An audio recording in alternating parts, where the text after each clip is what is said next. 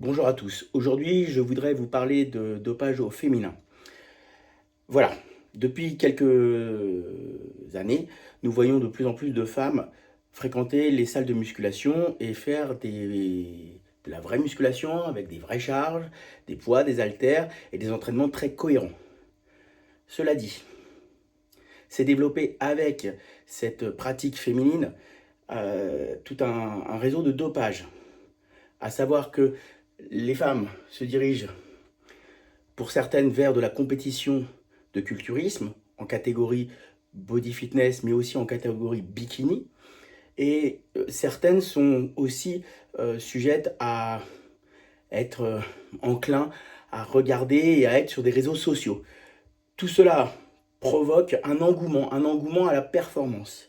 Cet engouement à la performance passe par éventuellement du dopage. Mais le dopage au féminin, c'est quelque chose qui n'est pas à prendre à la légère. Car bien souvent, les femmes utilisent ni plus ni moins que des dérivés de testostérone. Et la testostérone, c'est quoi? C'est l'hormone mâle. Donc, elles vont développer tous les caractères virilisants masculins, comme la musculature, ok, pourquoi pas. De la force, ok, pourquoi pas.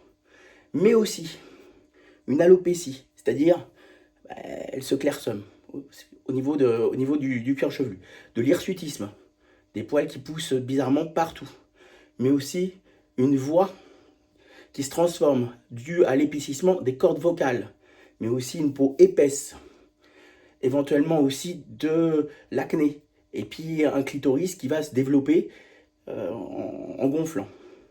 Certains de ces caractéristiques vont rester et seront irréversibles, notamment la voix, notamment la calvitie et notamment le clitoris. Donc mesdames, faites attention si vous ne voulez pas ressembler à un homme.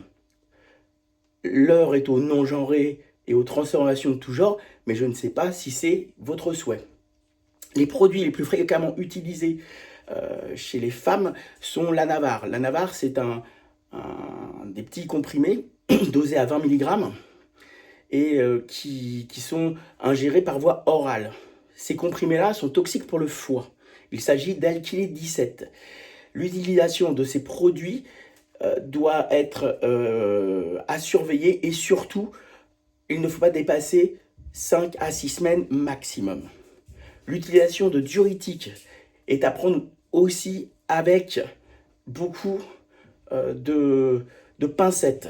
Il s'agit de déshydrater votre peau, déshydrater votre corps. La balance sodium-potassium sera complètement bouleversée et vous risquez d'avoir des problèmes à terme au niveau de la tension artérielle, une tension très basse, mais aussi des crampes musculaires, voire des déchirures musculaires. Donc faites attention à ça. La prise de clenbuterol. Le clenbuterol, c'est un anticatabolique. À la base, c'était utilisé pour les animaux asthmatiques. On s'est aperçu que les animaux asthmatiques qui prenaient ça faisaient du muscle et perdaient de la graisse. Donc, l'homme, il l'a utilisé. Le clenbuterol va augmenter la température du corps et va augmenter le rythme cardiaque. Le clenbuterol va bloquer le catabolisme musculaire, c'est-à-dire la destruction musculaire naturelle, et va augmenter l'anabolisme musculaire. Voilà. Mesdames, faites attention à tout ça. Pensez à votre féminité. Pensez à durer dans le temps et pensez éventuellement à conserver un corps de femme. Et puis faites attention de ne pas devenir stérile.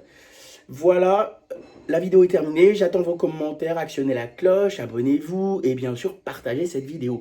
Bonne soirée à tous.